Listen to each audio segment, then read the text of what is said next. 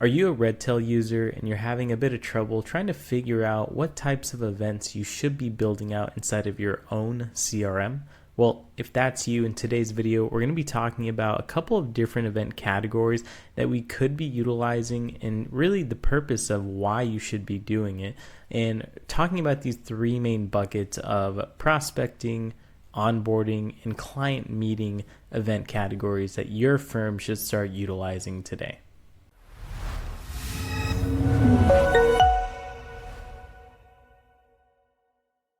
Hey, it's Matthew. If you're looking to build workflows that actually work and help your firm scale and grow, please feel free to grab your copy of Mastering Strategies to Avoid the RA Disaster. The link will be in the description below. And if you're serious about building workflows, processes, and automations for your firm, let's connect.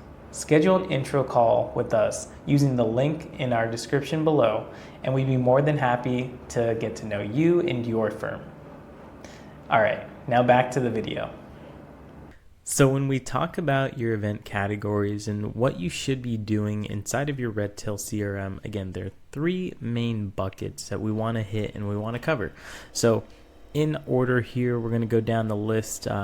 The first one that we can always consider that should be extremely important, talking about like your client journey, is prospecting, right? You want to be able to identify how many prospecting meetings am I having. Maybe your firm hasn't really defined a process of how you prospect. Maybe you just have some one-off calls, maybe a meeting if you feel it's necessary, but this is extremely important and really what you should be starting to consider for your firm and really building out your prospecting meetings and how that flow should go for any prospect that you meet with.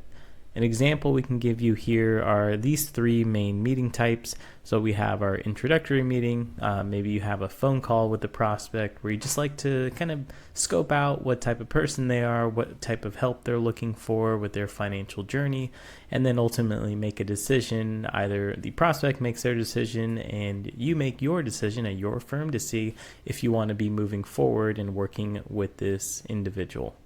Next, we have a discovery meeting, which most firms find is like their fact finding. They uncover a lot more data. Maybe you're getting into more so what their expectations are with market returns. And we find that a lot of advisors find this type of meeting pretty helpful. And it gives them a lot of information to then go implement a real plan and to kind of build stuff in the background. And then finally, we have that third and final prospecting meeting, which is like a plan presentation and implementation, some sort of deliverable that you're providing this prospect before you actually move forward. They sign your agreements and actually open up accounts with you at your firm. So that's our main first bucket, prospecting, and those types of client meetings that you should be considering building out as event categories. The next couple here that we just wanted to give a quick mention to, not a bad idea to have, but if you want to also track prospect meetings, like one-off meetings that you have to have in between any of these, and then maybe a phone call, that would also be good to really just track to see, is this prospect moving forward and are we actually providing them a good care and attention, trying to get them to our eventually onboarding phase. So onboarding is our second bucket of really event categories that we should be considering whenever we're talking about onboarding a new client. Let's say you get to this last meeting here for prospecting, they sign agreements. Now we're really getting into this phase of initial onboarding, supporting this new client to your firm and really giving them expectations of what they should be considering. So we do find that most firms have an initial onboarding meeting where you kind of lay the groundwork, and then maybe you're just guiding and helping them with gathering some documents, signing some final paperwork. And then we also find that some other firms are doing a rollover call. Maybe they just have one scheduled if you need it and if you manage retirement funds. And then finally going to like another type of meeting here, providing like an extra level of service, which is like a 60-day follow-up touch point or check-in meeting.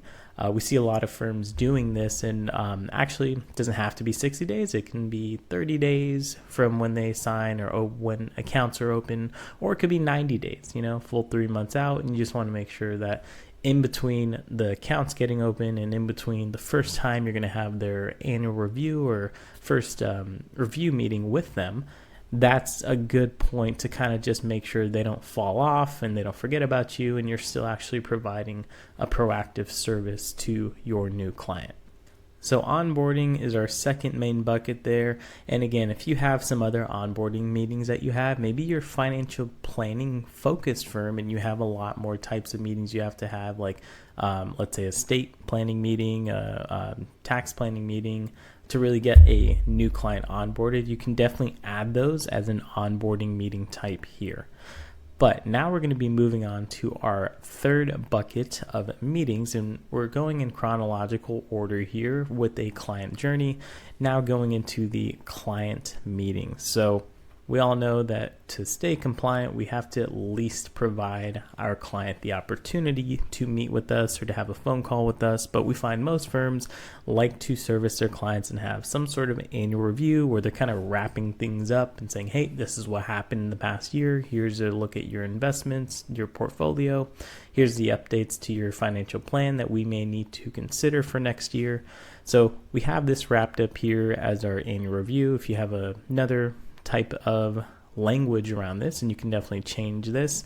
And then next here, we all know that throughout the year, some clients may come through, let's say, life events that are unexpected, or sometimes they're just looking to get some reassurance on their accounts, and they need to meet with a financial advisor. This is a good time to have a check-in meeting with them or some sort of type of categorization within your Redtail events so that you know, hey, this client is needing an extra touch point, and maybe they're needing frequent extra touch points.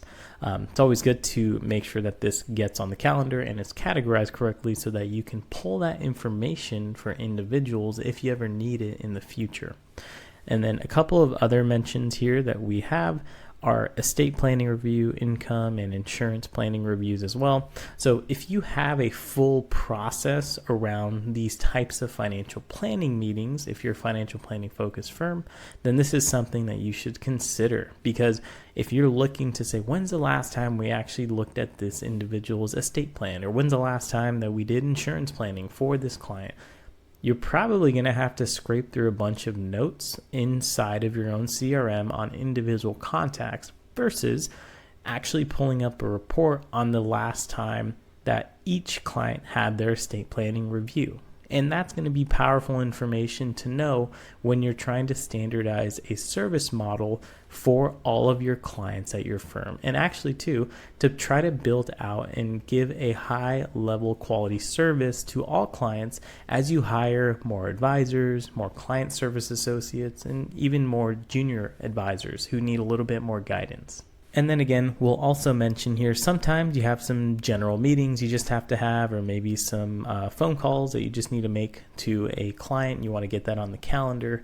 It's definitely good to have these categorized here as well. So with that being said, and with showing you these event categories and what they look like on the calendar in Redtail, how do we actually build those out? Well, we're going to show you exactly how to do that now. So now let's go ahead and show you how you can do this inside of your own CRM. So the first thing I'm going to do is go over to the right-hand side here. I'm going to go and just hover over my name, or you can click on it, and then I will go to manage your account. And then once I click on that, I'm going to scroll all the way down here, and if you go ahead and see under admins, I'm going to click on manage database list. So once I click that, now I'm going to have a couple of options on the right hand side, and I'm going to look for under activities and notes, because essentially Redtail sees events as activities. I'm going to go to categories now. So click on categories, and now we see all of these same ones that we just talked about for client, onboarding, and then prospecting types of events or meetings. All right, so let's go ahead and show you how we actually can add these event categories here. And also, if you want to pause the video, look at these different event categories, please do so and take a look. Just to give you some examples, you may have some different types of naming conventions for your prospecting meetings and client meetings, so please adjust these for your firm.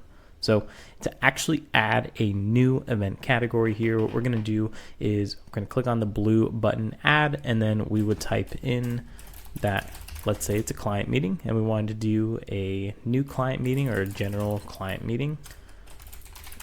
And then we would go ahead and add that category just by clicking the blue button, add category. And then essentially once you go through that, you're going to be able to now start to categorize the different types of meetings for your firm.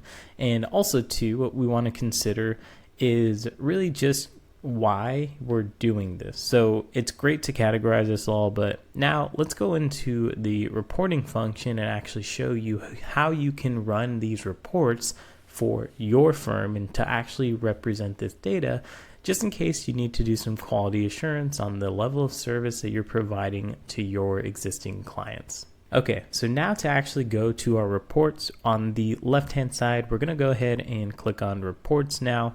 And you're going to see, you're going to have a lot of options here, but what we're going to be focusing on is activities by contact. So this one here is going to really allow you to start running reports on your existing prospects, the onboarding people, and also any client meetings that you're having. And again, wanting to double check to make sure you're providing quality service to your clients at your firm. So I'm going to go ahead and click the star button here. So once I click that, it'll pop up to my favorites. And again, I will go to activities by contact. And I'm going to show you a filtered report here that we have already created and that we see a lot of other firms utilizing. So we have this prospect all meetings for 2025.